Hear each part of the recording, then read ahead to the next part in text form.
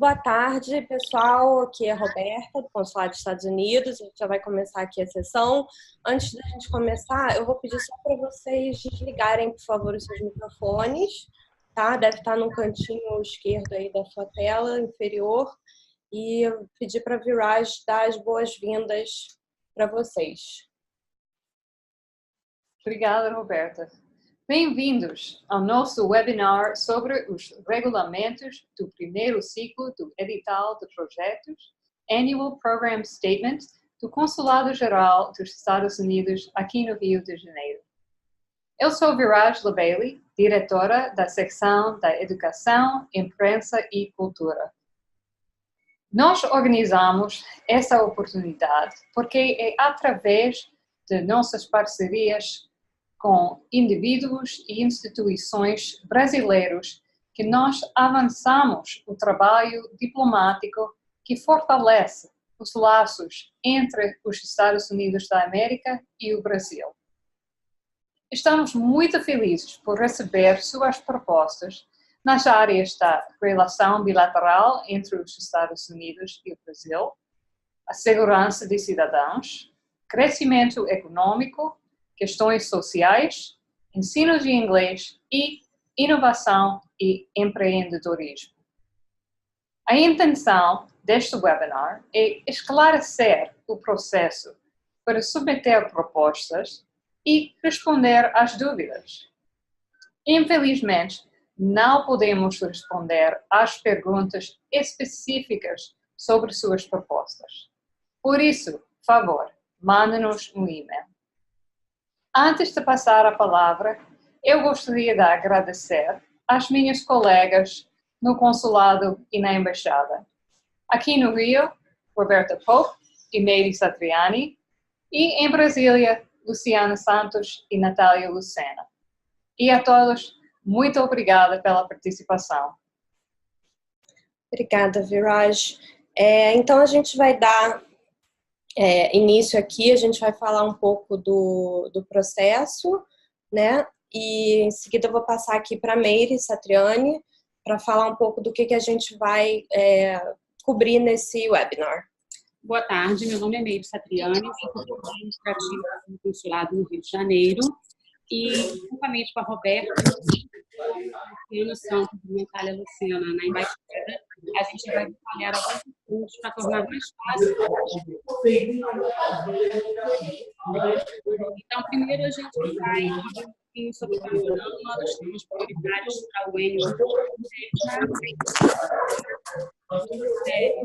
elegibilidade, os prazos e anúncio de contemplados, informações para uma proposta concreta, documentos autorizados, como aplicar para obter que são necessários, o DANS e o NDANS são necessários para fazer a SAM. O processo de pagamento, a gente vai falar um pouquinho da taxa de os formulários que serão necessários, que vocês preencham para aplicar, a questão de branding e mídias sociais, e vamos fechar com perguntas e respostas.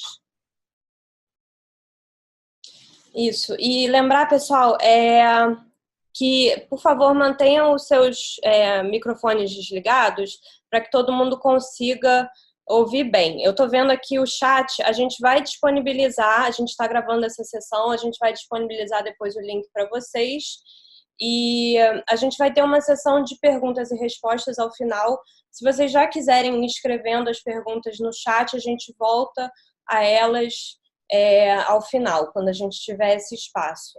Tá bom? Eu vou passar aqui para o próximo slide, depois, em seguida, eu vou pedir para a Luciana e para a Natália se apresentarem lá da Embaixada em Brasília, por favor. Então, vamos lá.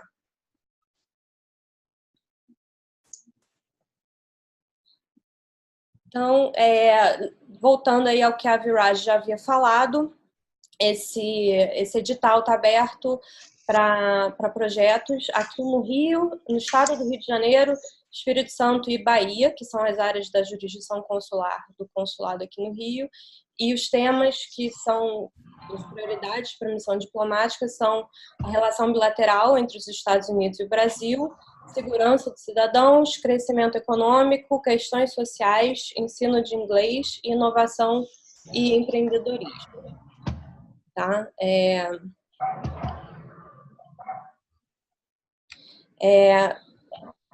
A elegibilidade, né, para esse programa, para esses projetos, quem pode aplicar? Organizações de sociedade civil, opa.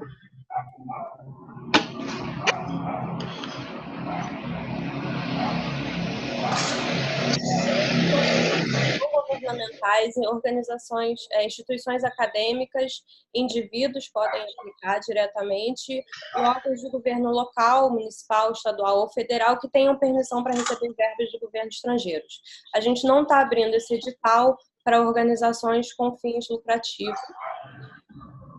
A nossa avaliação, a gente vai falar agora, né, ao longo dessa apresentação, o que a gente está esperando de uma boa proposta.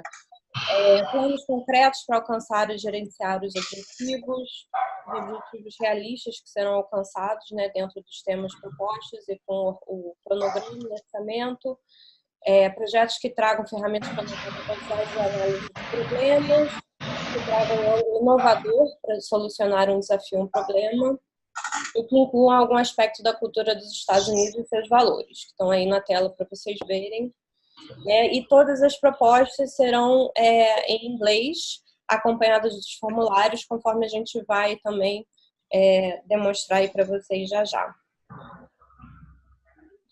Algumas dos exemplos de atividades que podem ser contempladas são programas de ensino de inglês que promovam processos democráticos, educação midiática, valorizam o voluntariado, programas de ensino de empreendedorismo que promovem a inclusão social e econômica, programas que fortalecem a educação e pesquisa entre Estados Unidos e Brasil, projetos que fortalecem a administração e boa governança de organizações locais. A gente não vai poder contemplar projetos de assistência social, projetos que já tenham sido iniciados com outros recursos, projetos de natureza política ou comunitária, viagens internacionais, a não ser que sejam bem especificadas, né, e justificadas no projeto, intercâmbio para países, né, que não os Estados Unidos, atividades de partidos políticos, construção e projetos que apoiam atividades religiosas. Os valores mínimos para esses editais vão ser de $3.000 e o máximo de $10.000, sendo que nós nos reservamos o direito de conceder menos ou mais do que os valores dos projetos submetidos, né? Então, isso aí a gente vai ter um diálogo com vocês para ver como que a gente consegue adequar os projetos. Esse primeiro ciclo, né, a gente vai abrir esse edital em 2 ciclos. O primeiro ciclo, o prazo é agora no dia 5 de abril, sendo que a gente vai notificar os ganhadores em meados de maio. A proposta tem que ser em inglês, né? Tem que incluir o nome do projeto, o nome do coordenador do projeto e as informações de contato, um histórico e um contexto da organização, um breve resumo do projeto, uma justificativa para o projeto e a descrição dos objetivos a serem alcançados.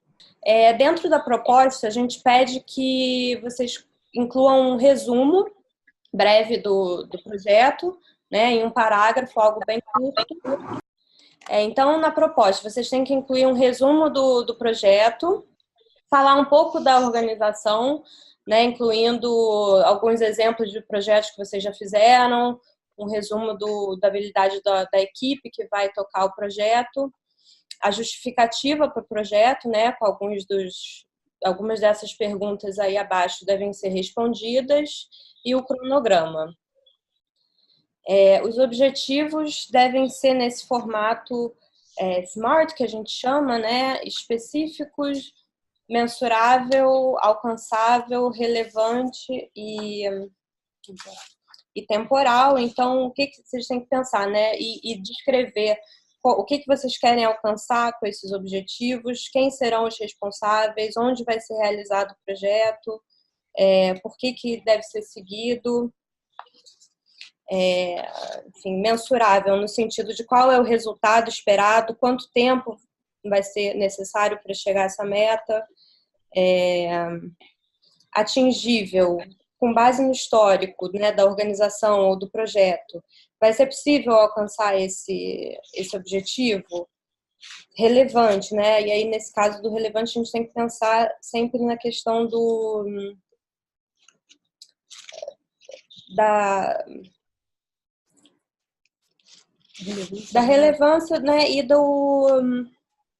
do componente que tenha com os Estados Unidos, né? Como que o projeto vai estreitar a relação bilateral dos Estados Unidos e o time base, né, ou temporal, qual é o tempo que você vai estabelecer e alcançável a gente organizar, alcançar essas metas nesse período que a gente separou para esse projeto. Então, essas são coisas que vocês devem ter em mente e incluir na parte de objetivos do seu projeto.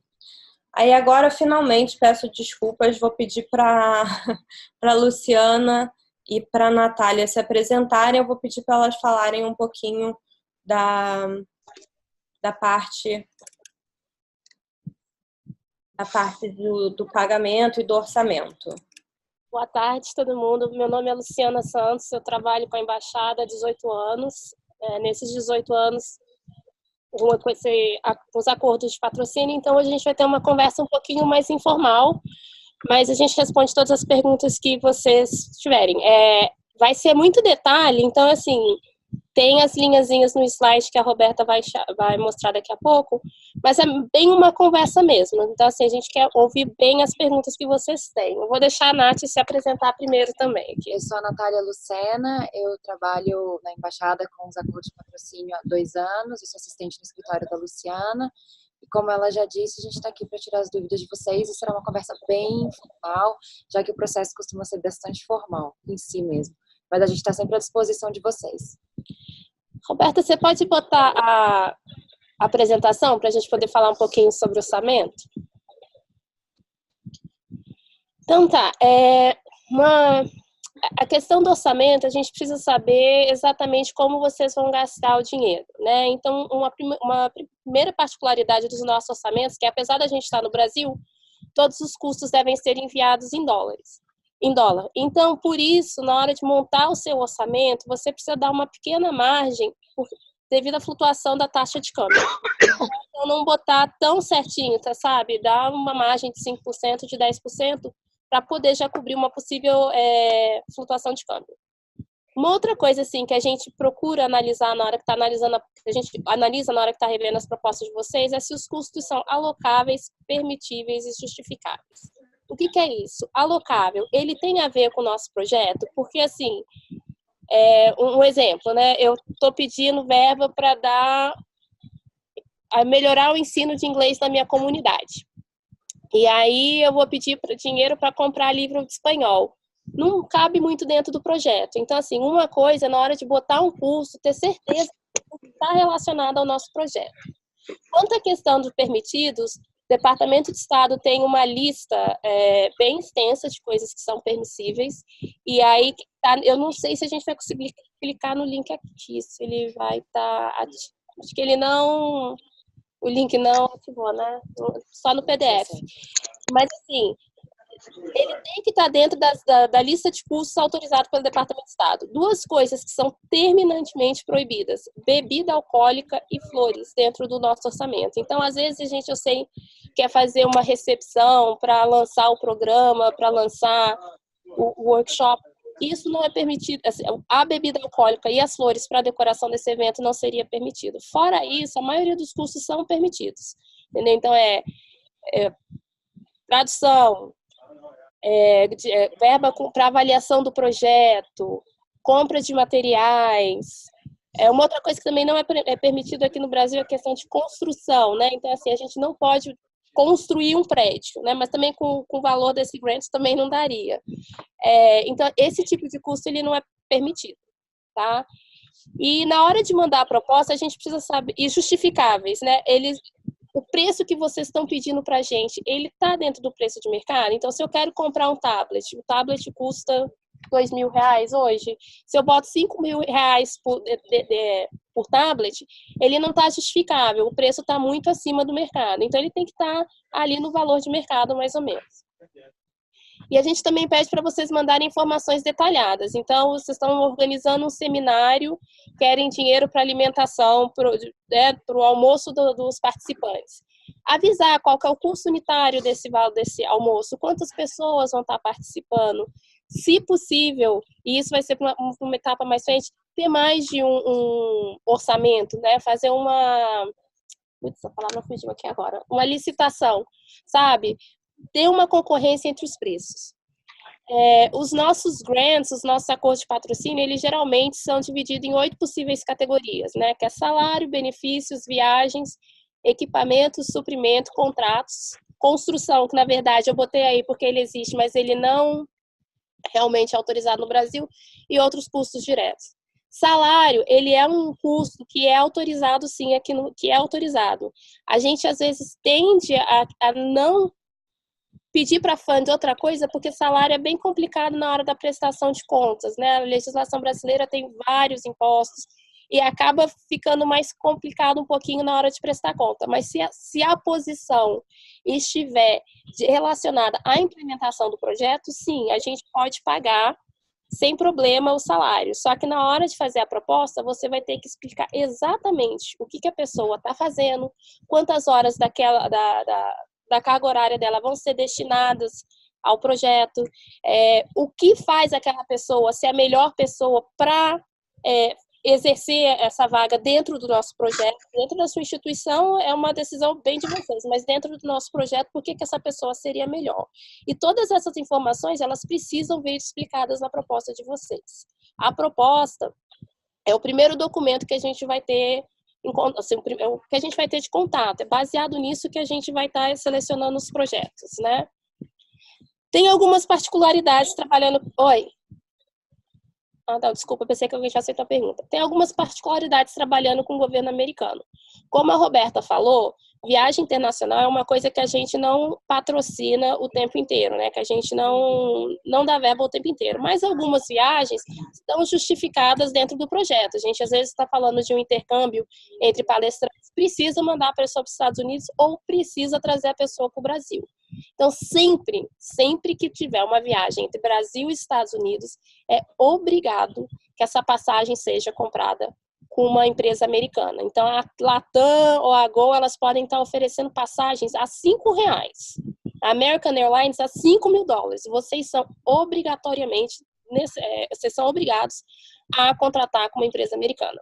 Se não acontecer isso, a gente não pode reembolsar vocês. Questão de business class também, classe executiva, é uma coisa que a gente tende a não aprovar. A não ser que seja, assim, ou um caso muito grave de doença, ou um palestrante, ou alguma pessoa muito high level que não viria para o Brasil se não fosse nesse caso. Mas mesmo assim, nesses casos, a gente vai ter que pedir várias autorizações dentro do Departamento de Estado. Questão de equipamentos e suprimentos. Suprimento seria papel, toner, material promocional, tudo isso.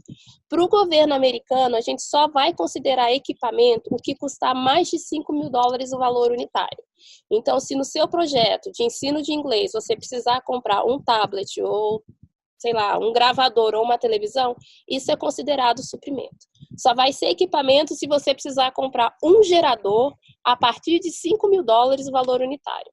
Tá? E qual que é a diferença? Se você for pedir algum equipamento dentro da sua proposta, você vai ter que ter um plano explicando o que você vai fazer com esse equipamento quando o projeto acabar.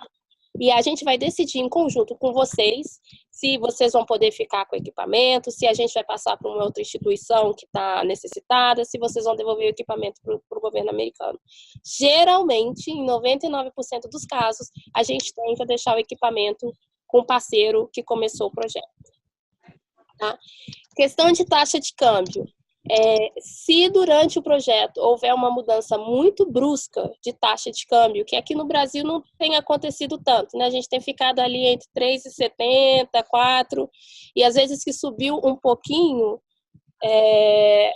foi uma coisa temporária, né? Então, a gente pode rever isso e incorporar para o projeto não sofrer nenhum prejuízo, tá? Tá, a gente já responde as perguntas no final. Qual que é o próximo? Você pode passar para o próximo? Tá. Não, monitoramento. Uma coisa que ultimamente está sendo muito pedido do nosso departamento em Washington é a questão de monitoramento, avaliação e relatórios. Então, assim, na hora de mandar a sua proposta, vocês também têm que incluir um plano de monitoramento. Quem é que vai cuidar do projeto? Como é que ele vai cuidar do projeto? Ele vai estar se reunindo com as pessoas envolvidas no projeto uma vez por semana, ele vai estar ligando, ele vai estar mandando e-mail. Não tem uma resposta certa ou uma resposta errada. A única coisa que a gente realmente precisa saber é como que esse monitoramento vai ser feito, tá? E uma coisa que, desde o começo, assim, é uma dica que eu deixo para todos vocês. Qualquer problema que tenham durante o seu projeto, entre em contato com a Roberta. A maioria das vezes, quando a missão diplomática, né, quando o consulado é avisado desse problema, né, qualquer coisa que seja, a gente consegue geralmente ajudar vocês. Se a gente só for avisado no final do projeto, às vezes fica mais difícil e às vezes acarreta em devolução de verba. Então, assim, é uma parceria realmente, né? Às vezes as pessoas ficam um pouquinho com medo, né? Hesitam um pouquinho de entrar em contato com a gente para avisar dos problemas, mas isso é uma coisa que tem que ser notificado na hora. E por isso do monitoramento. Então, estou fazendo um curso de inglês, e o exemplo do curso de inglês é porque é uma coisa que a gente vê muito aqui em Brasília. Estou fazendo um curso de inglês, 20 alunos pararam de vir para cá, de participar do curso. Aí a gente vai, em conjunto, trabalhar e descobrir o que aconteceu, a gente tem que melhorar no processo de seleção dos participantes, tá faltando transporte, qualquer coisa dessa que a gente possa trabalhar com vocês. Tá bom? Na questão do projeto, e isso é um componente novo que a gente está querendo saber, é como é que vocês vão avaliar e o objetivo, se o SMART Goals que a Roberta explicou para vocês antes, se ele foi alcançado. Então, aumentar 10% do número de alunos falando inglês na minha comunidade ou no meu bairro. Como é que vocês vão fazer isso? E uma coisa que vai ser discutida mais para frente, depois que os projetos forem selecionados para a Roberta, ela vai entrar em contato com vocês para decidir quais métricas a gente vai querer ver de vocês. Porque ela vai trabalhar em conjunto, vocês já podem sugerir algumas na proposta, e caso a gente tenha alguma outra que a gente queira no projeto, vai ser conversado um pouquinho mais para frente, um pouquinho mais para frente, né, na segunda fase desse processo seletivo. Relatórios. Os relatórios também devem ser feitos em inglês. A frequência ela vai mudar um pouquinho de acordo com projetos. Projetos mais complexos vão ter relatórios intermediários, projetos mais simples, provavelmente, um relatório só no final do projeto. Tá? O que acontece com os relatórios? Os relatórios é a oportunidade que a gente tem de vocês explicarem tudo o que aconteceu para a gente. Então, assim, às vezes a gente começa com uma boa intenção de um projeto, o projeto não deu tão certo. É a hora que a gente precisa saber também. Às vezes o processo que a missão, né, que o governo americano estabeleceu aqui no Brasil está muito complexo, atrasou a verba, impactou negativamente ou positivamente no projeto. A gente precisa saber disso também. É onde vocês vão botar todos os outcomes do projeto, todas as dificuldades que vocês enfrentaram para poder implementar esse projeto. Tá bom? Tem também a questão do relatório financeiro. Não vão ser todos os projetos que vão ter que apresentar um relatório financeiro para a embaixada, mas todos os projetos deverão ter um arquivo guardado com o gerente de projeto por 3 anos com todos os recibos. Se a embaixada, eu estou falando embaixada, desculpa, se o consulado, durante esse meio tempo, quiser ver um recibo ou outro, o consulado pode pedir. Agora, a gente não pede que sejam enviados todos os recibos para a gente, mas a gente pode muito bem ir falar, olha, Nath, estou indo visitar o projeto no seu escritório, gostaria de ver como que você está mantendo o dinheiro do governo, né? Uma coisa que, se possível, e eu entendo que aqui no Brasil é muito difícil, é ter uma conta separada para esse dinheiro que veio do governo americano. Não é requisito, mas é uma coisa que fica mais fácil de monitorar, de track o dinheiro. Então, sempre que possível, a gente dá preferência para esse tipo de conta bancária, tá? Alguma coisa? E aí, mais para frente, com as pessoas que forem selecionadas, a gente vai ter um outro webinar falando detalhadamente sobre o processo de monitoramento, avaliação e relatórios. Só para dar uma introdução para vocês saberem o que tem que estar incluído na proposta de vocês. Obrigada, Luciana. O próximo... Deixa eu ver aqui. O próximo ponto que vocês devem incluir na proposta é a questão de avaliação de risco. E por mais assim que a gente queira, né, não, o nosso projeto está perfeito, não vai dar nada errado, a gente sabe que algumas coisas podem acontecer, então o que a gente pede, e aí na tela de vocês tem esse quadro que uma colega lá de Brasília preparou, vocês não precisam usar esse modelo, né, mas para vocês estarem atentos e fazerem meio que um brainstorming, assim, quase, né, do que pode acontecer de errado ou algum percalço que vocês possam ter. Vocês vão descrever esse risco, né? Por exemplo, aí a gente colocou dificuldade de comprar os bilhetes aéreos nacionais. Então, qual a probabilidade disso acontecer?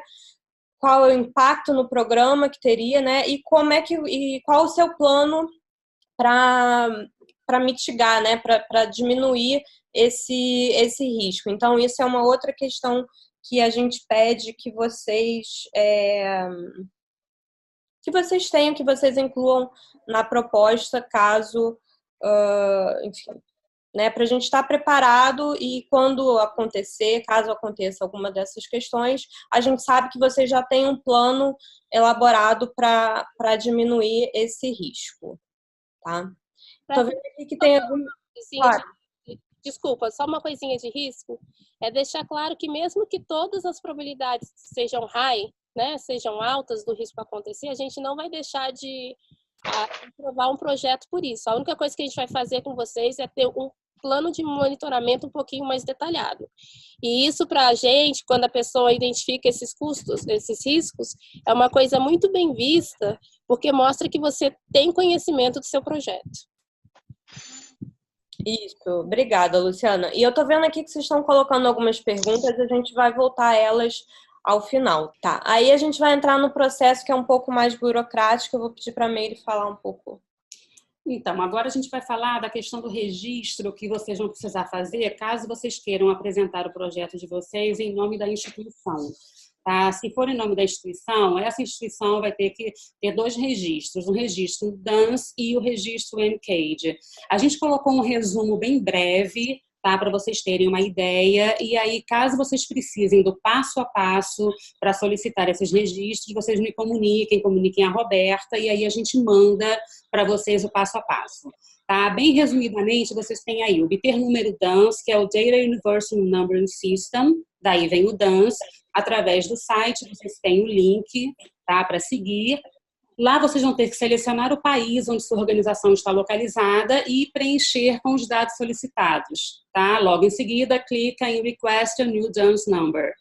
Esse número DANS internacional é fornecido em até 5 dias úteis e não tem custo. Então, isso é importante, caso seja solicitado algum valor, não tem custo algum para que vocês obtenham esse registro, esse número DANS internacional. É importante ficar bem atento para não incluir acentuação alguma, nenhum tipo de ponto ou caractere especial no formulário, tá? Inclusive sinais de mais, parênteses, tá? No telefone de contato. Porque qualquer informação que vocês forneçam que esteja fora disso vai dar problema e vocês não vão conseguir finalizar o registro, tá? E aí tem também alguns caracteres que são inválidos. E aí, tendo algum problema com esse registro para o DANS, vocês podem contatar o Tiago Siqueira, tem o telefone dele em São Paulo, ou por e-mail, né? Vocês podem ligar para o Tiago ou mandar um e-mail para ele, que ele vai ajudar vocês com o processo. Além do DANS, então, vocês também vão precisar do N-Cage. Aí também tem o site através do qual vocês solicitam, já tem o link para vocês seguirem. Tá? As informações fornecidas para a obtenção do DANS têm que estar idênticas ao que for informado para o N-Cage e vice-versa. Tá? Não tem uma ordem específica, vocês podem solicitar um, depois o outro, não precisa seguir essa ordem de primeiro o DANS, depois o N-Cage, mas é importante que as informações que vocês prestem quando solicitarem um sejam exatamente as mesmas quando da solicitação do outro. Tá? É interessante até vocês fazerem um print da tela para que vocês sigam exatamente o que foi feito no passo anterior. A gente coloca aí, inclusive, essa questão, né? Sugerimos fazer um print screen da confirmação do registro para se certificar que estejam iguais. Assim como o DANS, o N-Cage também é fornecido em até 5 dias úteis e sem custo. Para o N-Cage, caso vocês tenham algum problema, aí já tem uma pessoa diferente que vocês podem contatar, tá? Para esclarecer alguma dúvida, ajudar vocês a resolver algum problema com o registro. Nesse caso do N-Cage, é a Cristiane Esteves, aqui no Rio de Janeiro mesmo, vocês têm aí o telefone ou, caso prefiram, o endereço eletrônico, mandar um e-mail para ela. E aí, o próximo passo, depois que você conseguir o DANS e o N-Cage, vai ser registrar no sam.gov. E aí eu vou pedir novamente para o pessoal lá em Brasília falar um pouquinho mais sobre isso, porque a gente teve algumas alterações aí nesse último ano. Após obter o DANS, que é gratuito, se você está dizendo que é para fazer negócios com os Estados Unidos, salvo isso, ele é pago, porque a Dun & Bradstreet, que é quem emite o número de DANS, é uma empresa privada. Aqui é para fazer negócios com os Estados Unidos, para obter esse tipo de grant ou de federal assistance, que são os acordos de patrocínio. Após receber o DANS e o N-Cage, as organizações, as instituições e não os indivíduos, eles é obrigatório que se registre nesse site, no www.sam.gov, e criar uma conta de usuário lá no SAM. Novamente, aqui, os dados também têm de ser idênticos aos que foram colocados no DANS e no N-Cage. Além disso, desde 11 de junho de 2018, como está aí, é necessário que a instituição escreva uma notarized letter. E eles pedem que a pessoa responsável, quem tem autoridade legal, a responsabilidade legal pela empresa, preencha os dados que tem nessa carta que está nesse site. E tem 2 templates lá, tem 2 modelos. Tem um modelo na verdade, tem um modelo para organizações americanas e para brasileiras. Nos modelos de organizações brasileiras, são 2, o 1 e o 3. O 1 é para a organização brasileira com conta nos Estados Unidos, que é uma minoria. E o 3, que é nesse site aqui, que é para organizações brasileiras com contas no Brasil. Não é necessário a autenticação ou reconhecimento de firma, mas é necessário que preencha, a pessoa responsável legal pela instituição assine. Daí vocês têm que mandar a cópia física para o endereço nos Estados Unidos, que também está na instrução, está no próprio modelo da carta. Mas para que o processo continue acontecendo, pode-se escanear por esse site e enviar uma cópia digitalizada. E eles já vão dando continuidade ao processo. Assim, só para entender, né, que sem esse processo, para as instituições, quem não está registrado no SAM.gov não pode receber dinheiro do governo. Então, assim, o processo demora, então tem vezes que a gente vai até começar o andamento, fazer o acordo, né, que nem agora vocês estão tudo isso, não tem problema. Agora, na hora do pagamento para instituições, esse site, ele é só para instituições, não é para indivíduo. Vocês realmente precisam estar com o cadastro ativo. E também as pessoas que estão se cadastrando desde 2 de janeiro de 2019 ou atualizando o cadastro, os formulários que é obrigatório, já está sendo preenchido nesse site, mas isso a gente vai falar um pouquinho mais lá na frente. A gente devolve agora a palavra para o pessoal no Rio de Janeiro. É para você, Lu? Não sei. Pagamento? Para mim, desculpa, então devolve não. Então tá. Caso o processo de vocês seja selecionado, a gente vai assinar a documentação e vai começar o processo de pagamento. Então, assim, vou falar que 99,9% dos casos a gente não faz pagamento de uma vez só. Tinha minha imagem aqui, mas eu bloqueei. Eu acho que tem alguém com o microfone aberto. Que eu estava ouvindo. Mas, anyway. Então, todos os pagamentos eles vão ser feitos em parcelas, né?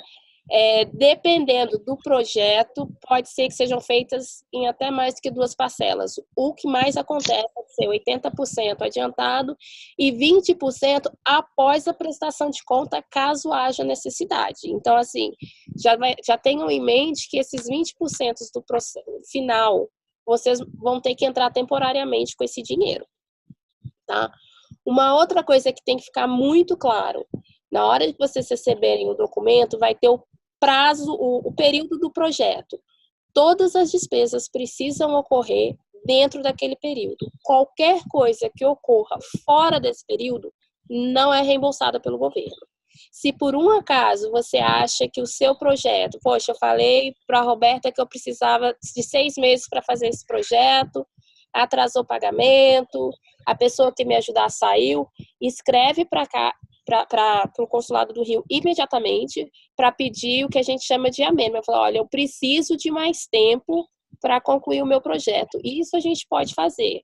Agora, gastar fora do período não tem o que a gente possa fazer, tá? E só para vocês entenderem, essas regras não são regras do Brasil, são regras do governo no mundo inteiro, tá?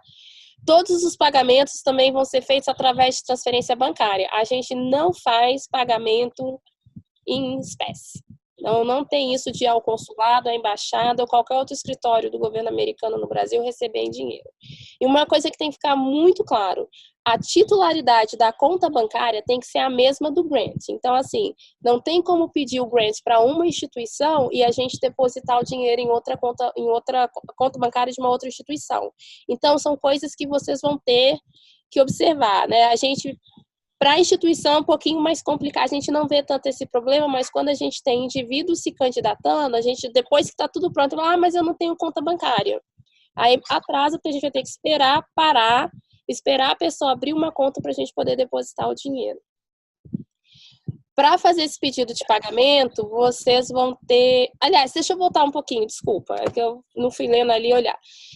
Dentro da proposta de vocês, o que a gente queria pedir para vocês também é incluir uma previsão de gastos. Foi o que eu falei, raramente a gente dá os 100% de uma vez só, ou raramente a gente passa dos 80%.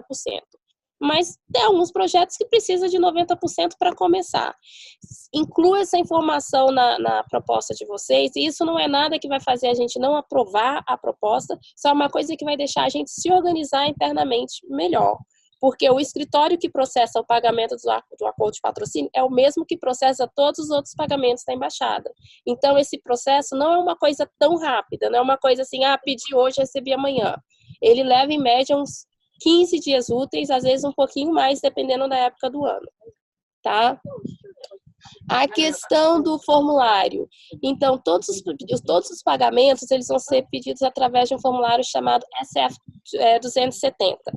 Hoje, a gente não vai entrar em detalhes sobre esse formulário, é só para vocês saberem que existe, que vai ser o método que a gente vai usar para pedir esses pagamentos, tá? Pagamentos intermediários e finais, eles estão ligados à entrega dos relatórios que a gente conversou um pouquinho já. Então, se vocês estiverem com algum relatório atrasado, o pagamento não é liberado. E o pagamento final, ele tá condicionado a isso. Então, assim, se você atrasar a entregar os relatórios finais, né? Os relatórios finais, geralmente, eles devem são entregues em até 90 dias depois do término do projeto. Se você atrasar e entregar para a gente com 100 dias, com 150 dias, esse seu pagamento final também vai atrasar. Então, essas datas, E, de novo, no próximo webinar a gente entra um pouquinho mais de detalhes sobre isso. Essas datas são muito importantes, de término de projeto, de começo de projeto, de entrega de relatório, são datas que vocês vão ter que aprender bastante. E a gente depois vai ensinar a ler direitinho os documentos, porque os documentos, eles não são documentos tão simples porque eles foram criados para empresas americanas, eles não foram criados para os parceiros nas embaixadas. Então, a mesma documentação que vocês estão preenchendo, uma instituição que quer trabalhar com o governo americano nos preenche também. Questão da prestação de contas e taxa de câmbio. A prestação de conta, assim como a proposta, também vai ser feita em dólar. Qual taxa de câmbio que você vai utilizar? A taxa de câmbio que a missão diplomática usou para fazer o seu primeiro pagamento. Essa taxa vai ser disponibilizada para vocês e essa vai ser a taxa de câmbio que a gente vai levar em consideração na hora de fazer a prestação de contas. Tá bom? Você agora? Acho que agora é a Nath ou... Já entramos nos formulários. Já falou? A gente tem aquele outro formulário que fica para depois, mas agora, nesse momento de envio da proposta, vocês vão enviar os formulários que a gente chama de SF44, SF424 Family, para as instituições, as organizações, e SF424 Individual Family, para os indivíduos. Esses formulários, eles são encontrados nesse site, www.grants.gov. Aqui nesse tabzinho que eu marquei de amarelinho, que está escrito Forms. Assim que você seleciona aqui no Forms, ele desce um menu, e o menu tem lá SF424 Family para instituições, organizações, e SF424 Individual Family para indivíduos. Lá tem vários formulários. Os que são requisitos para organizações e indivíduos são aqueles ali que a gente anotou. SF424, 424A, que é um budget, um orçamento, e SF424B. E para os indivíduos, SF424I, A e B. Vamos agora aprender a preencher eles. Para as organizações, o primeiro deles é o SF424. No campo 1, nesse caso, que é de um Annual Program Statement, vocês vão selecionar sempre um application, porque é um application, e no 2, porque é um new. Aqueles outros pontinhos, o if, revision e other, vocês podem deixar em branco, porque isso não está sendo uma correção. Então, pode apenas colocar o application e o new. No date received, vocês podem colocar a data que está sendo submetido ou podem deixar em branco. Bem como o 4, 5A e o 5B também deixam em branco. Porque como a Luciana falou aqui pra gente, eles são formulários feitos para instituições americanas que têm esses números de identificação. O 6 é a data que é recebida pela gente, então vocês vão deixar em branco. E o State Application Identifier também vão deixar em branco. Então, todos que tiverem blank, blank, blank, vocês podem deixar em branco sem problema. Isso não acarreta nada para a aplicação de vocês, para a inscrição de vocês. No campo 8, vocês vão colocar o legal name, que é a razão social da instituição. Como são instituições brasileiras, vocês vão colocar 9 vezes o dígito 4 e já vão colocar o DUNS da organização, que é aquele número, aquele registro que vocês fizeram lá com Dun & Bradstreet. Vamos para a próxima. Em seguida, vocês vão colocar o endereço da instituição, o endereço da instituição de vocês e vão selecionar o país, que no caso, se for Brasil, vão colocar BRA. A parte E, ela também é principalmente para instituições americanas, que normalmente tem um departamento dentro da instituição que lida somente com os acordos de patrocínio americano. Então, essa vocês também podem deixar em branco, a não ser que vocês tenham um departamento que seja só para recebimento de assistência americana, pode colocar o nome do departamento, mas ao contrário, pode deixar em branco. No F, vocês vão colocar o nome, o sobrenome e os dados da pessoa, o título, todos os dados que estão aí. No prefixo, o nome do meio, o último nome, o sufixo, se houver, o título, que é o cargo que a pessoa ocupa na empresa de vocês, o nome da organização, o telefone e o e-mail da pessoa que é o primeiro contato. Não é necessariamente, mas às vezes pode ser, do responsável legal da empresa. Mas, mais do que isso, é o nome do programador, é o nome de quem a Roberta vai ser o primeiro contato lá na empresa. É o que a gente chama, às vezes, de Actual POC, Actual Point of Contact, que é o nosso, de fato, primeiro contato. Na segunda página do formulário, tem esse ponto 9, que para instituições brasileiras, por exemplo, vocês vão selecionar o W. Ele vai do A até o Z, vocês vão selecionar o W, que é non-domestic, que não é americana, então é uma instituição brasileira. E os demais campos podem deixar em branco. O campo 10, vocês podem colocar exatamente isso, né, que é o Departamento de Estado, o Public Affairs Section é a nossa seção, do Rio de Janeiro. Caso vocês venham no futuro aplicar para algum outro consulado ou outra embaixada, vocês só colocam Brasília, São Paulo, enfim. Aqui no 11 é o que é esse CFDA number, que o nosso escritório chama de Catalog of Federal Domestic Assistance. Esse número, ele tá lá no Annual Program Statement, e como ele é com fundos do PA, ele é o 19.040 e o título dele é o Public Diplomacy Programs. Mas isso tudo tá lá no Annual Program Statement.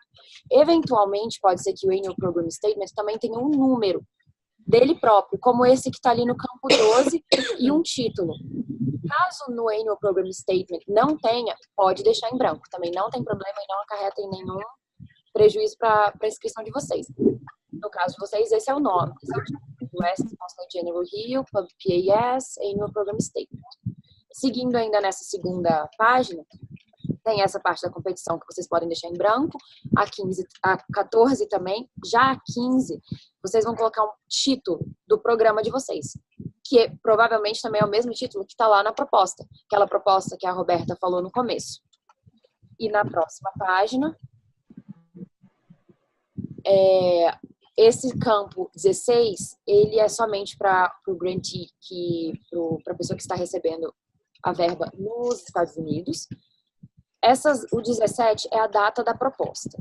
Aqui vocês vão colocar o período que vocês pretendem, de fato, implementar o projeto de vocês. Pode ser que, eventualmente, muitas vezes acaba acontecendo, né, Lu, que o projeto não vem exatamente nessa data, mas isso também não tem problema. Aqui a data é a proposta de vocês. A minha proposta é que o projeto vá de 1º de junho a 31 de dezembro. Mas pode ser que o seu projeto comece 1º de julho. Não tem nenhum problema, aqui é uma proposta. Só falar uma coisa sobre o período do projeto, para vocês darem uma folga. Então, assim, né, o caso que a Nath falou, acaba dia 30 de julho. Então, você não vai botar que o seu período acaba dia 30 de julho, o seu programa acaba dia 30 de julho. Dá 30 dias para, caso precise fazer alguma coisa depois do projeto acabar, você tem uma folga, você não fica louco, nossa, tem que fazer tudo até essa data. Então, não tem problema nenhum acontecer isso, tá?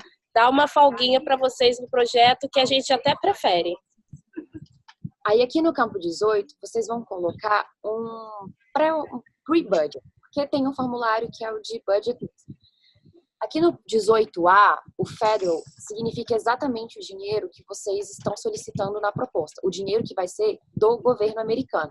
Então, e para essa proposta tem que ser entre 3 ou 10. No 18B é o dinheiro que vocês eventualmente podem querer investir no projeto, o que a gente chama de um cost share formal. É o dinheiro de vocês formalizado. Não é obrigatório, não é porque ou deixa de ter o cost share que um projeto é mais bem visto que o outro. Aqui é com cada organização. O 18C é um dinheiro do governo local, ou seja, do governo brasileiro, o B também. O outro é caso tenha alguma outra fonte que vá patrocinar.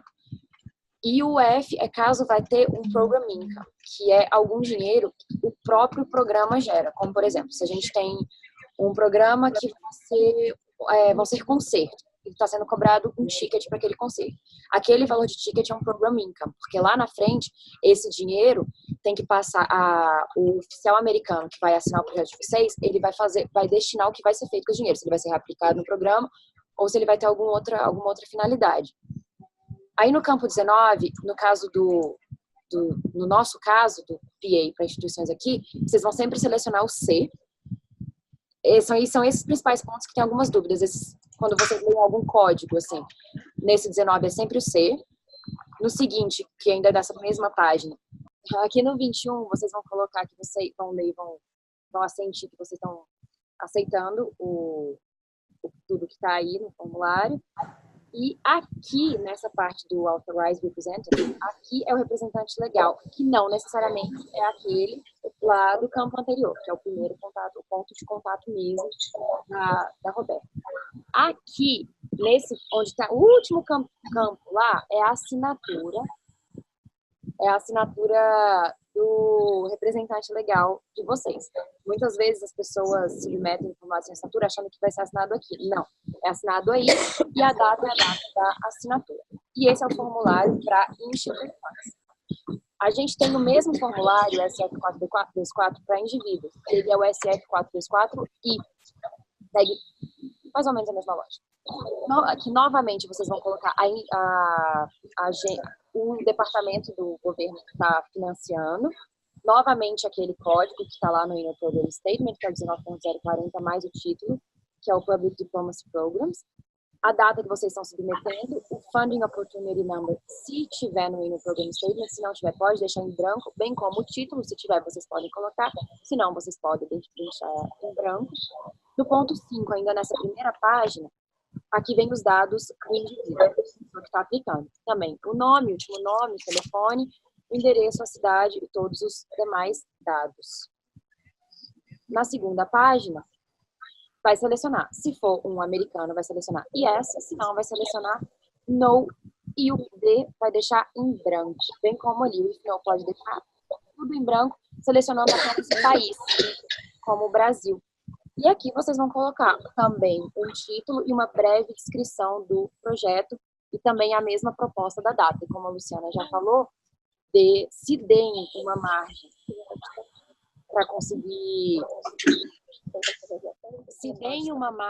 para conseguirem trabalhar na data. E aqui, como no outro, também vocês vão selecionar o I agree e o aplicante, que é a mesma pessoa dos dados da página anterior, vai assinar e colocar a data que ele está preenchendo o formulário. Além disso, tanto para as organizações como para indivíduos, vocês têm que submeter o SF424A, que é o formulário de budget. Aqui nos campos 1A, vocês vão colocar o nome da atividade que vocês vão fazer e que vocês querem aqueles fundos. Não é necessário preencher o 1, 2, 3 e 4, mas pelo menos o 1. Mas para cada atividade vocês podem preencher. Como os fundos desses é o 19.040, porque são fundos do Public Affairs, vocês vão colocar 19.040. As colunas C e D, elas vão ficar em branco, porque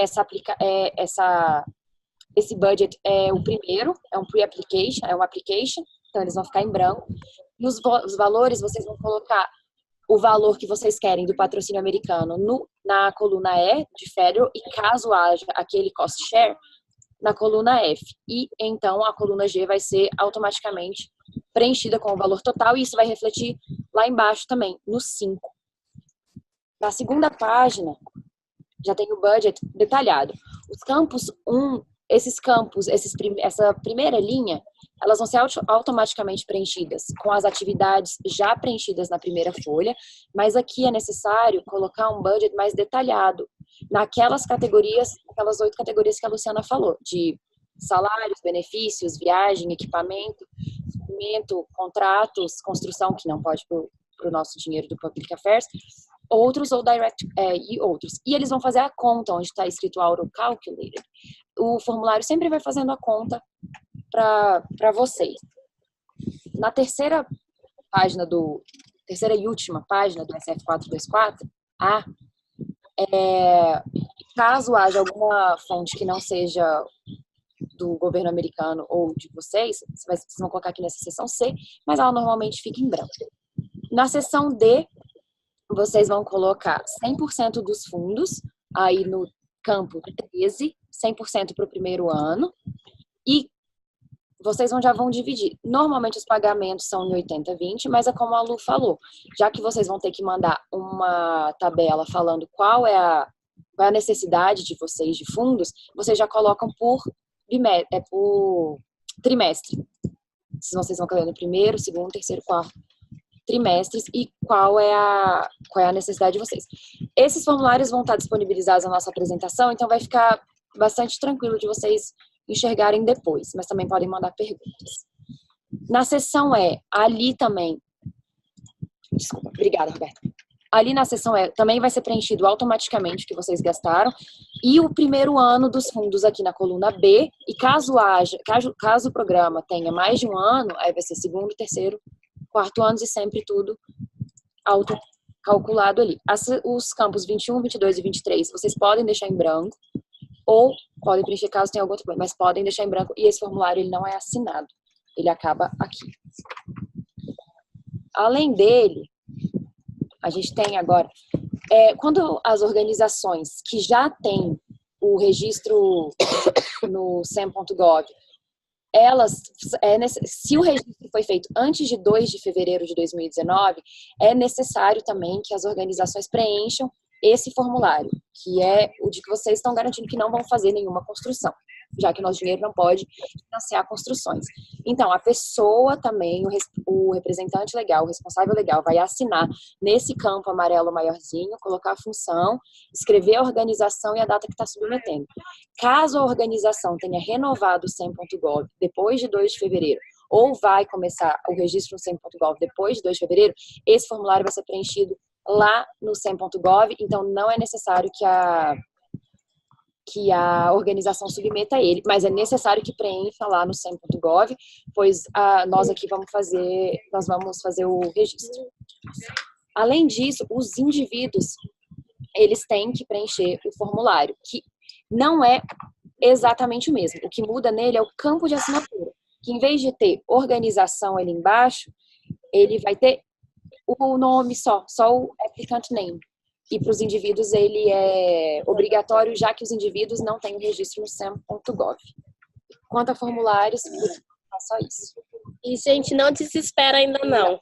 A Roberta vai mandar o slide para vocês, vai ficar tudo fazendo mais sentido, tá bom? Isso, gente.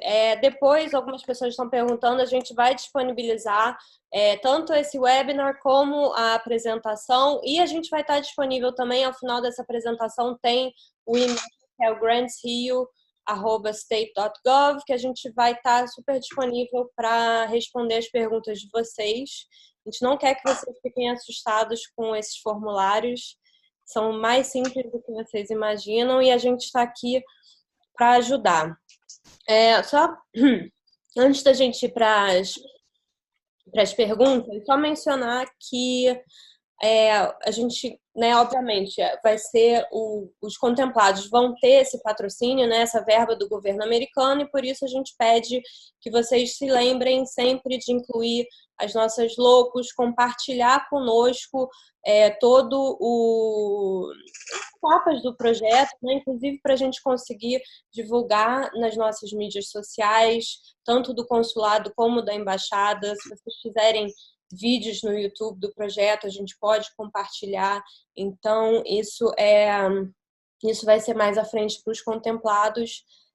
Depois a gente passa todos esses endereços, e tendo necessidade, as logos e, enfim, a forma de aplicação das logos, a gente também pede sempre que confirme conosco antes de aplicar e divulgar publicamente, né?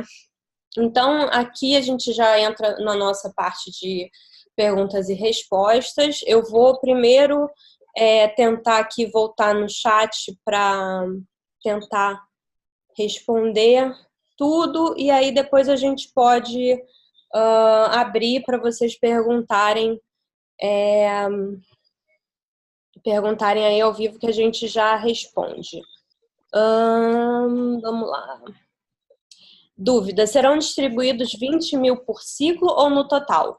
Não, o máximo é 10 mil por ciclo, né? Então, vai ser 20 mil para os 2 ciclos, 10 mil para cada ciclo, sendo que a gente também vai analisar, vai conversar sempre com os participantes, né, os coordenadores do projeto, para ver se existe alguma forma de, enfim, de adaptarmos esses orçamentos, né? Então, 10 mil é o limite máximo para os projetos. A Ana perguntou: vocês comentaram que deve ser considerada a possibilidade de perda no câmbio. Há um valor que aconselho usar para conversão?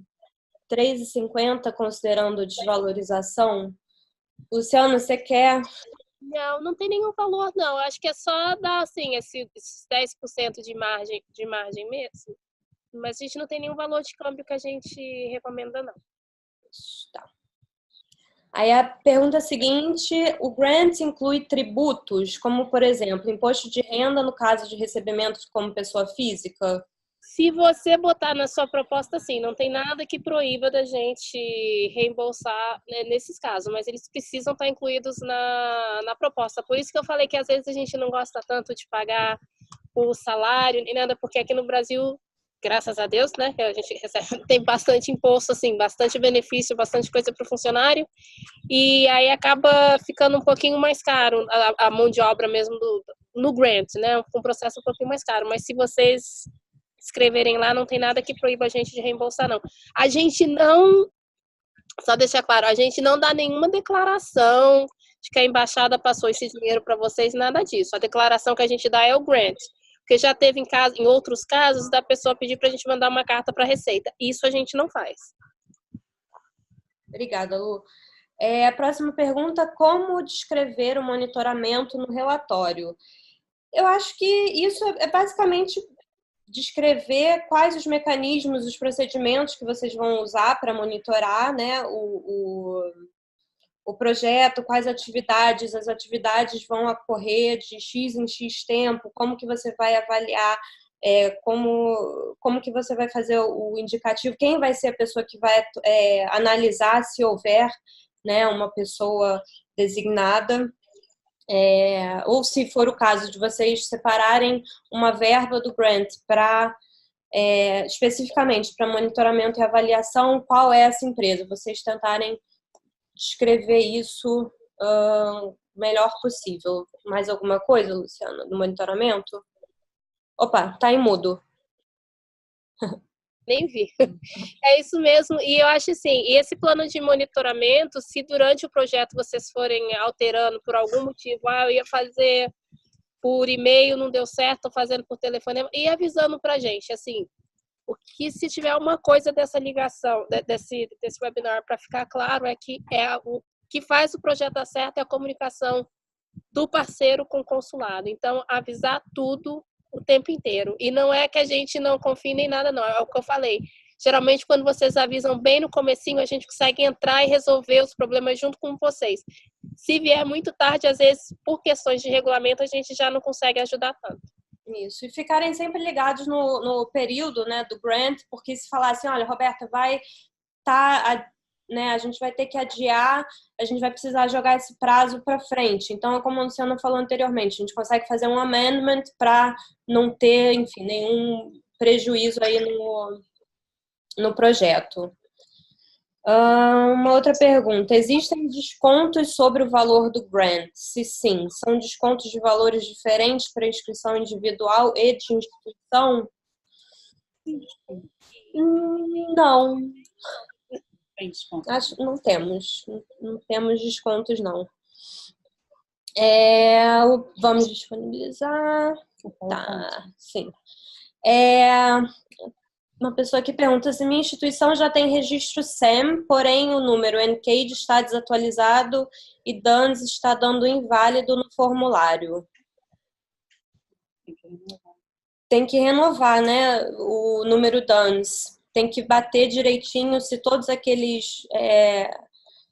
se está escrito da mesma forma como foi da primeira inscrição, se não tiver, corrige e atualiza. O registro no SAM.gov, ele tem que ser atualizado anualmente. Ele vale só um ano. Então, a cada ano ele deve ser atualizado. O registro é inteiramente grátis, mas muitas vezes os parceiros recebem e-mails de instituições despachantes que não são do governo americano, nem afiliados, não tem nenhuma relação conosco, se oferecendo para registrar a instituição no SAM.gov, cobrando. Não é necessário, porque o registro no SAM.gov é de graça, caso a instituição faça conta própria. Obrigada. Para comprar suprimentos, nós compramos e depois vocês reembolsam? A verba não é dada e depois comprovado o gasto? Então, vocês vão ter que já colocar no orçamento quanto vocês pretendem gastar de suprimento. Como a Luciana falou, existe um prazo para esse pagamento ser efetuado, então se você tiver algum gasto anterior, você tem que estar já previsto, né, de tirar do seu dinheiro e depois, quando esse primeiro pagamento for efetuado, você descontar daquele orçamento conforme a proposta, tá? Então, não é reembolso que a gente faz, a gente vai ter o pagamento e aí, se vocês tiverem algum gasto anterior, você já tem que estar previsto, né, esse gasto. Pode-se ter 2 aplicações em diferentes áreas? Posso receber por fundação de apoio? Caso eu possua um DANS, preciso criar outro. Vamos lá, primeira pergunta. Pode aplicar 2 vezes? Pode aplicar, a gente vai tentar compartilhar, né, o valor, os fundos do edital, a gente quer dar em áreas diferentes e em locais diferentes, lembrando que esse edital é para Rio, Espírito Santo e Bahia, então a gente vai procurar ter uma diversidade aí geográfica também, né? A gente vai, né, não evitar dar para as mesmas pessoas e instituições, que a gente está buscando, acima de tudo, propostas que tenham consonância com as nossas prioridades, mas a gente, enfim, você pode sim aplicar em diferentes áreas, mas lembrando que a gente quer, como a gente diz em inglês, spread the wealth, né? Compartilhar os recursos. Pode receber por fundação de apoio? Acho que pode, assim, a gente já trabalhou com algumas universidades que receberam assim, não tem problema. Se não tiver nada dentro da universidade que proíba, né, isso é uma coisa mais interna da fundação, mas não tem problema nenhum, não. Do mesmo jeito que a pergunta de baixo já é sobre as instituições federais, também não tem, se não tiver nada no regulamento deles, não tem no nosso. Isso. Se já tiver um DANS, tem que criar outro. Se a pessoa já tem, se a organização já tem um DANS, precisa criar outro? Não precisa, a não ser que seja para uma organização diferente, aí você tem que ter um DANS para cada organização. Só lembrando, Roberta, que o DANS precisa ser atualizado. Então, assim, atualizado quando há mudanças. Mudou de endereço, mudou alguma coisa na instituição, aí você precisa entrar em contato com o DANS e atualizar. Isso. Tudo isso. Após a aprovação, quanto tempo demora para liberar o valor? A gente vai estar sempre em contato com vocês, como está mencionando num dos slides, é o prazo da embaixada. Depois da assinatura do SF 270, são 15 dias aproximadamente, correto, Luciana? Isso, depois que tiver tudo aprovado, tudo certinho, 15 dias úteis, desde que o registro do SEM esteja todo em dia, né? Isso. O edital contempla arte e suas extensões no âmbito social? Sim, uma das prioridades é a inclusão social, lembrando que precisa ter o componente com os Estados Unidos, né? Tem que ter uma justificativa nesse sentido, tem que ter algum componente aí de relação bilateral e tem que ter a questão da comprovação da inclusão social. Deixa eu ver aqui. Órgão público pode participar?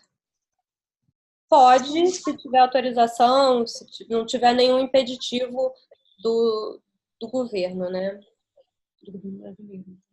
Isso, do governo brasileiro. Pode ser feito com MEI? Não. Não. Eu não sei, a gente está falando assim, MEI geralmente tem fins lucrativos, não é? Ou não necessariamente? Aí eu fiquei confusa. A gente não... lucrativos, não. Infelizmente, a nossa verba, a verba do nosso escritório, ela não pode ser feita, não pode trabalhar com empresas de fins lucrativos. Instituição militar, a mesma coisa. Se não houver impedimento do órgão militar em receber esse dinheiro, não tem problema. A gente pode, sim, dar essa verba. O valor máximo por projeto 10 mil, sendo que a gente vai avaliar e vai fazer uma análise, né? Enfim, mas o valor máximo do projeto é de 10 mil. Tem exigência de quantidade de alumni para participar? Esse programa, alumni, para quem não sabe, são todos os ex-bolsistas, ex-participantes de intercâmbios do governo americano, esse edital não é para alumni, é para qualquer organização, instituição, indivíduo que esteja alocado nesses 3 estados, Rio de Janeiro, Espírito Santo e Bahia. Então, em relação a ter uma equipe, é sempre interessante, né, para contribuir com o projeto e ajudar aí no desenvolvimento do projeto, mas não tem limite de equipe, de quantas pessoas, não. É importante que a proposta esteja descrevendo essas questões aí.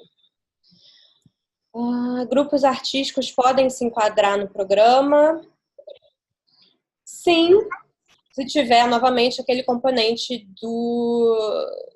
da relação bilateral. A questão da conta e de quem realmente vai administrar o dinheiro pode ser definida depois ou tudo precisa estar estabelecido no projeto? Depois, né? Assim, ficar claro só que se o grant saiu no nome da Maria, só vai entrar na conta da Maria. Depois a gente não tem o que fazer. Então, pode ser depois. Só que quanto mais tempo levar para mandar a conta, mais tempo demora para a gente repassar o pagamento.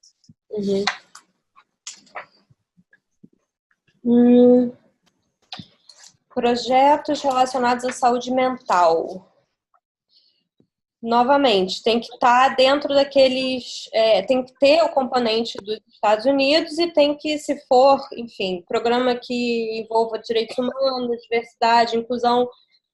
No site da Embaixada, a gente colocou o edital completo, que lá vocês vão encontrar as informações direitinhos do que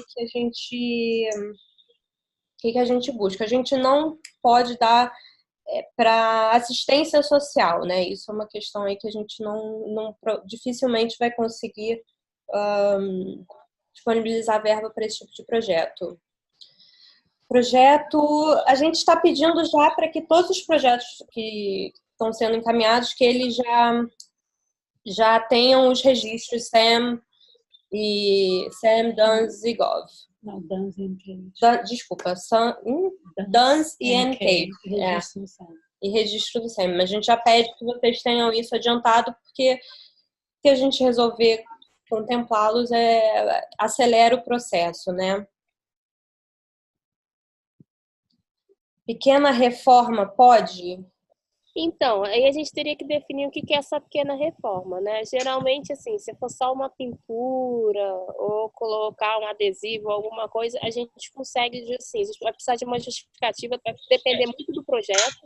E, de novo, voltando nessa questão do componente americano, né? Assim, aonde estaria o benefício do governo americano estar fazendo isso, né? Assim, o que você mostraria da cultura americana, dos valores americanos, a gente pagando isso? Mas, assim, a pequena reforma já foi feito, sim. Certo. Em caso de projeto cultural, preciso apresentar toda a programação no momento da inscrição? O máximo que você conseguir, tá? A gente está pedindo, assim, que quanto mais você conseguir detalhar o projeto, melhor. Obviamente, as datas, como a gente já mencionou aqui anteriormente, podem ser... É importante ter essa comunicação aberta para mudanças de datas mais especificamente. Possibilidade de utilizar uma parte do projeto para tradução de pesquisa de material. Isso a gente... É possível, mas a gente está querendo, com esse projeto, ter um alcance maior comunitário, né? Então, a gente, obviamente, que se são tradução de material para ensino de inglês, que é uma das prioridades que a gente tem. Acho que a gente pode usar uma verba, mas a gente sempre busca ter também esse componente um pouco mais público, né? Mais comunitário. Então, isso é uma coisa que a gente pode acordar. Alguns casos mais específicos, eu peço, por favor, para depois vocês escreverem para a gente, que a gente entra em maiores detalhes. Para explicar melhor a questão da bilateralidade. Bem, a gente precisa de alguma forma, como a Luciana mencionou há pouco tempo, né, que o governo americano e a sociedade brasileira se beneficiem desse projeto, né? Não é algo simplesmente para uma comunidade. A gente até mencionou anteriormente. Usar, enfim, se aproveitar de alguns valores que são muito comuns nos Estados Unidos, como a questão do voluntariado, né? Como é que você vai aplicar essa questão do voluntariado, que é muito comum nos Estados Unidos, aqui no Brasil? Então, é muito explicar, se você sabe, políticas americanas para o público brasileiro, né? Sempre essa questão de divulgação dos valores dos Estados Unidos para a sociedade aqui no Brasil.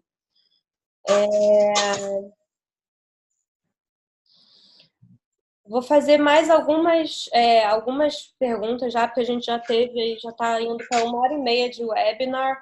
No final, vou colocar o e-mail, que é o grantsrio@state.gov. Eu vou colocar aí na tela para vocês. Mas responder aqui mais algumas. A conta precisa ser em banco específico? Precisa ser uma conta exclusiva para o projeto? Não precisa ser em nenhum banco específico e não precisa criar uma conta para o projeto. Então, muitas vezes a gente já deu grants para indivíduos e aí a gente, né, deposita, a gente faz a transferência diretamente para esse indivíduo. A gente confia que vocês vão utilizar esse dinheiro e a gente vai fazer, junto com o relatório, a gente vai ter o monitoramento, o acompanhamento para saber se essa verba foi utilizada. A gente não vai, como a Luciana mencionou anteriormente, a gente não vai precisar ver os recibos, mas a gente pede que vocês guardem por um período de... São 3 ou 5 anos? São 3 anos. Tá? Então, e é de interesse de vocês que esse projeto seja bem administrado, mas não é necessário criar uma conta exclusiva. Só um pouquinho, rapidinho, Roberta. A questão da conta exclusiva foi recomendação de auditoria, assim, se puder, não é obrigatoriedade, mas assim, para alguns parceiros que a gente tem, eu vi que tem alguns parceiros participando do webinar que são parceiros recorrentes. Nesse caso, a gente pede que, se possível, seja criado sim uma conta exclusiva. Não é obrigatoriedade, mas é um best practice. E a conta tem que ser conta corrente. Não pode ser conta poupança. Isso que a Natália falou também, é bom você falar isso, a questão de aplicar o dinheiro. O dinheiro, ele não pode ser aplicado, não. Dependendo da quantidade de juros que for gerado, esse dinheiro tem que ser devolvido para o governo americano ou ele é deduzido do projeto de vocês e a gente não repassa a verba para vocês. E aí, aqui a última pergunta é se 5 de abril é o prazo final, todos os formulários precisam estar preenchidos. Sim, é o prazo final e nós vamos estar disponíveis para ajudar a preencher os formulários, enfim, através do e-mail. A gente ajuda, vamos disponibilizar os formulários com aquelas colinhas para vocês. Então, é o que a gente pede. É o final do primeiro ciclo, né, Roberta? Isso, primeiro ciclo, exatamente. É dia 5, se você, por acaso, não conseguiu seu registro e não conseguir preencher todos os formulários, a gente tem um outro ciclo que tem o prazo de 7 de junho.